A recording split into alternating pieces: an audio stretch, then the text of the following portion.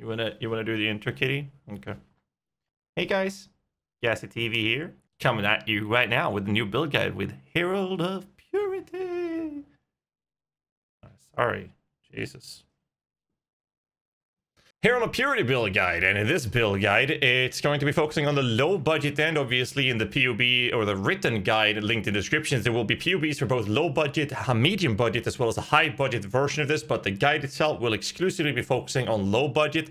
Hope you guys will enjoy this build guide. I had a lot of fun playing this. It's a little bit out of the ordinary. It is not a meta build in the current league that we did this build in, but it's very, very good in terms of performing for endgame DPS output. There's a lot of end game upgrades you can do in the low budget end that is really not that expensive, yet it performs extremely well for the sake of surging down bosses. However, it is still melee minions, so the clear speed is somewhat limited, and hence why it's not part of the current minion meta. Anyways, let's just dive into it. The build guide itself focuses on low budget, and as per usual when it comes to minion builds, we will normally level with Absolution, which means in the early stage of the leveling, we will simply spec out on the side here, or you can take the spell damage for early power leveling in the first couple of levels. Normally, if you don't want to use any respec points, you spec out on the side, you pick up the Enduring Bond, the HP nodes, move over to the left, get HP if you feel you need to, if you're not too comfortable. Otherwise, just go up, go through the HP nodes here, and rush into Righteous Army Redemption, after which you will exclusively focusing on picking up life nodes. So that's basically how you level with Absolution. It's a very simple way of leveling. Other than that, you can play with Herald of Purity during the leveling with Absolution, which is quite comfortable. However, due to the lack of clear speed that Herald of Purity has, because of them being melee minions, it's not that comfortable. I do want you to take your attention to the number of resistances being millions above cap. This is a configuration I've set to look at EHP calculations. It's very important that you cap your elemental resistances with your gear. So this is just here so that you can verify numbers in the for the sake of EHP calculations, for those of you who want to take a look at that with a build. So ignore this number, make sure you cap your elemental rest. If you can get some chaos rest, that is obviously preferable. So one thing I wanted to mention when it comes to the skill tree is the cluster jewel. This is an 8 passive minion damage cluster jewel with a simple rotten claws. The thing is, these type of cluster jewels normally wants to have 12 passive points. The amount of passives you have in the jewel doesn't matter. Which nodes you have in the jewel doesn't really matter. The purpose of this is to make sure that we can get access to the extra minion damage. But unlike most minion builds that wants 12 passive clusters, we actually want fewer nodes in this, because the important part for the Herald of Purity is in the end game to have cult leader and disciples on a medium cluster, and this goes for both jewel slots in the cluster jewel setup. And these two are jewels with a base increased damage while you are affected by heralds, and that's increased minion damage, by the way. So these two are very important, but they're not very expensive because very few people play this type of build since it's not very meta. However, you can start with having one of these modifiers on the jewels if you want to keep the cost down. This type of jewel doesn't have to cost more than 1 chaos. So again, you can keep the budget down extremely well and still use clusters in this type of build, which is really cool. Fortress Covenant can be somewhat expensive, not a mandatory jewel. Obviously, you can use anything else in there. The Quickening Covenant shouldn't be too expensive, and if it is, you can just use a normal Ghastly Jewel there instead as well. So those are basically the expensive things that people can think is making this build a higher budget version, but it is not, because of the cost of these are down to pennies if you want to.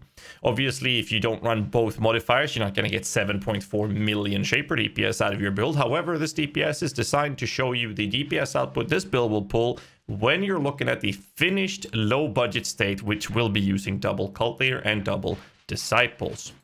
Other than that, I do want to take a look at the gear before going further. In the gear section, we will be using a cold iron point. There is a risk that in some cases in the early stage of a league, the cold iron points are somewhat expensive. However, they are down to pennies again. If you don't want to run a cold iron point, you can use any type of weapon with plus level of skills. So you can get something with minion damage, like from a convoking wand. It's not super important, but level of physical skills is very easy to get. And the cold iron point, even in the states or situations where they are somewhat expensive, are still rather cheap. The surrender is kind of a wonky approach, but I think it's the best choice for this build on a low budget state, because it gives you armor and the life recovery on block, which is almost equivalent to the 5% life recovery on block. ES based shields, then sometimes there's some shields, But in those cases, you will have less chance of higher armor to have this modifier and HP together, which makes the Surrender a very, very good option. Normally, I would say that this would be the most expensive item in the build, and this is one of the last things that I would look to upgrade. I would start with the other things first. And normally I would expect between 50 to 100 chaos, which is the biggest upgrade. However, again, you don't really need this till you're starting the higher endgame maps where the defensive layer starts to be a bit more pressing. The helmet in this build is actually enchanted with number of Sentinels of Purity. Which type of base helmet you're using doesn't matter. If you're able to use some Eldritch Currency to get some extra minion HP, that's great. It doesn't have to be super high. If you're able to get mana reservation efficiency of skills in there, that is very, very good. And then you can simply just roll the alterations to get +3 stock of the minion gems, and then augmentation and regal orbit, and then benchcraft HP if you need to, unless you want to craft this with like pristine and bound fossils, which will obviously make it a little bit more pricey. But important note here is for maximum efficiency, you want to get the enchant, and this should still be cheaper than the shield. Tabula Rasa is the to-go-to low-budget chest piece that I try to do the most with all of my low-budget build guides. The gloves themselves are just generic armor gloves with increased armor and HP. Same thing with the boots, with brittle ground whilst moving. Super important for the maximized damage output for the build. If you're able to get that with Chaos Rest, great, but life and movement speed are the important explicit stats. Amulet, well, we're going to allocate Charisma. It is not super mandatory, but it will help. The Charisma is somewhat expensive, depending on which state of the league, because it does require 2 golden oils. So do keep that in mind. And it's going to run with a Dexterity base, preferably with HP. And again, if you're able to get Chaos Rest, that's great. Then we're running the Standardized Darkness and Throne, which cost a couple of pennies. And regular jewels, again, kept the cost down on these jewels. If you get something with added flat damage, that can sometimes actually be better than this modifier. Rumi's Concoction to help you with the block chance, which is almost at the cap. Make sure you get Flaglance or Transgressor Flask modifiers, which gives you extra charges when you're getting hit, which actually counts if you're blocking attack. And make sure you have like increased armor, get a Basalt Flask since you already have a Granite from the Rumis, get a Quartz Flask, and get a Quicksilver and a Life Flask, of course. And make sure you have one of the flasks giving you removal of bleed, such as, say, Instant Roll Divine Life Flask of Alleviating, or Sealing in this case as an example. Quickening Covenant, we talked about the clusters already, and the other jewels is just a couple of those. If you go higher level, well, all you do is go for more jewel slots in the tree, or get more passives in your cluster, or start looking into a higher budget version of this character. The Ascendancy nodes are very simple. We're going to run Commander Darkness because it helps us actually get that resistance cap, cutting down on the cost for our gear pieces, as well as make sure damage. But first off, we will be rushing down to a natural strength. One of the main reasons for this is obviously Herald of Purity is a minion build, and it scales very well from extra levels, but this also helps our utility minions such as the Animate Guardian or the Spectres. And since they're melee minions, we want them to have minion movement speed, so minus aggression is very good. We want to use Miser's Sacrifice because we're going to use Bone Offering, so we get the extra block. Now, taking all this aside, we will be looking into the Masters real quick. Obviously, increased critical strike chance. We have Convocation, Cooldown Recovery, helps a lot with aggressive playstyle, increased effective offering, and that's pretty much it outside of the generic HP masteries and the Reservation Efficiency mastery, as well as the Determination Reservation mastery. When it comes to skills, though, Herald of Purity, very simple. We will be running Brutality, which some cases people say is not good, and that's because the modifiers, the way Herald of Purity works is very simple. You hit an enemy with whatever spell you're using, and then you'll summon Sentinels out of this. And Brutality versus going with that with Impale versus Elemental Conversion, it's all different approaches to it. I wanted to keep the cost down. We will be running Brutality in this version, which means we can't do any elemental damage. Any elemental damage gaining auras like Hatred, Wrath, or Anger will not be very good.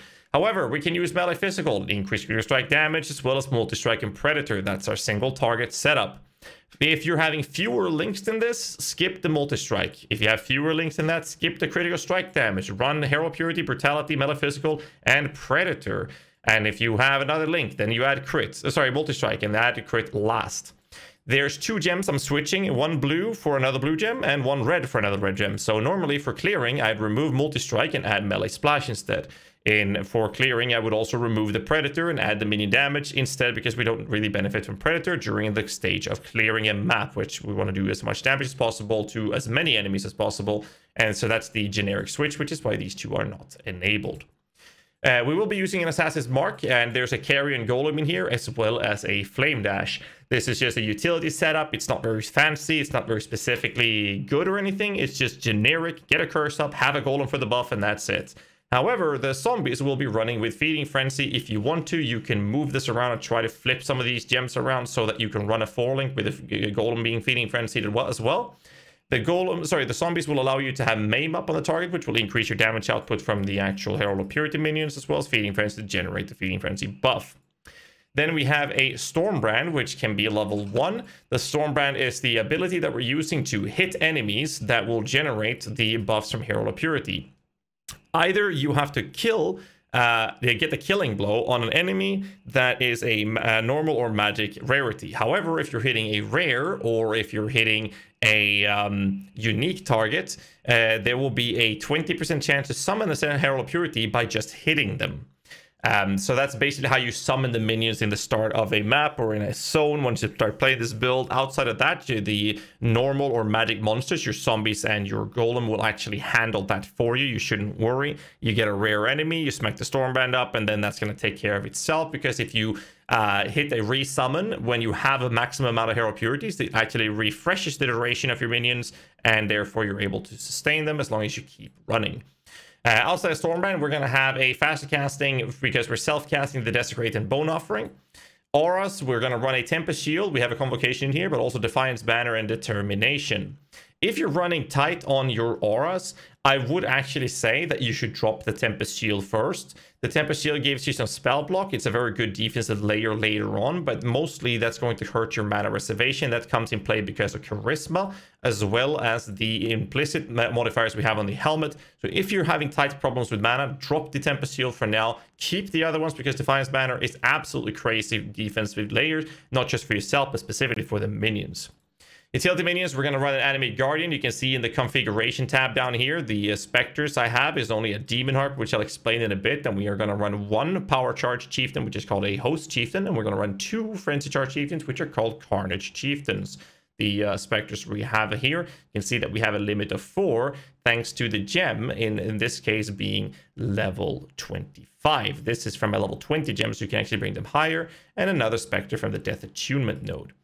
So, the specters are linked together with Animate Guardian, with Minion Life and Spell Echo, and the configurations in this doesn't have Animate Guardian scaling. So you can bring this damage number higher through using Kingmaker, or even a low-budget AG will actually bring this number higher. But as per usual, I try to keep my PoBs as low as possible so that people are having a pleasant surprise that the build is actually outperforming what PoB is showing.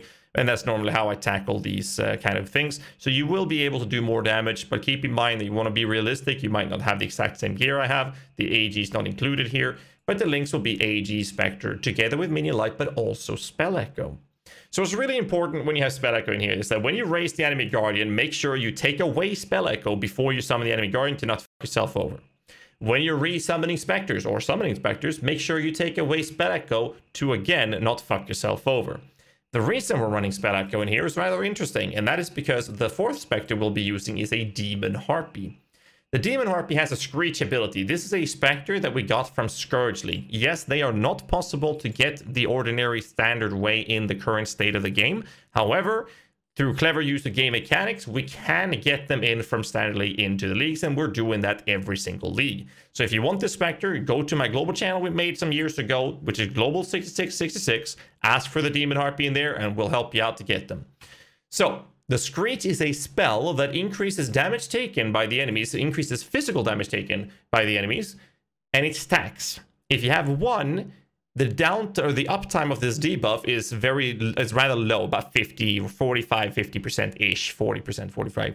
But if you Spell Echo it, it will double cast the ability and actually hit the ceiling roof of how much damage taken you can increase from that debuff, which is 50%, which I have in the PoB. The uptime is about 90-95% in optimal situations. That's not always the case, but for single target, that's about what you'd be expecting. So you're actually able to get stupid amounts, because the cast time of this, it lasts quite long, and you get 2 sets of it, and the cooldown kicks off from the first cast, which allows them to have the debuff tick as the next cast becomes available, and the minion will then Spell Echo it again. So that's why we only run 1 Demon Harpy, and running that with the approach of Spell Echo. And that kind of sums up the PoB. I hope you guys had use of the video. There will be links in the descriptions below when it comes to a detailed written version. Do keep in mind that if you are watching this video long after this guide has been posted, there is a risk that this might not be updated. If so, make sure you always check the written guides that I have in the link descriptions, because those guides will always be updated 24/7 for every single league. So do check that out. If there's any notes or any changes, you'll be able to see that in the written guide. Other than that, I'm just expecting you to have, literally, if you manage to get this far in the video, to actually hit the like button, subscribe for more content, and don't forget to leave a comment down below, because that helps the algorithm gods as well. Until next time, as always, stay safe, keep rocking.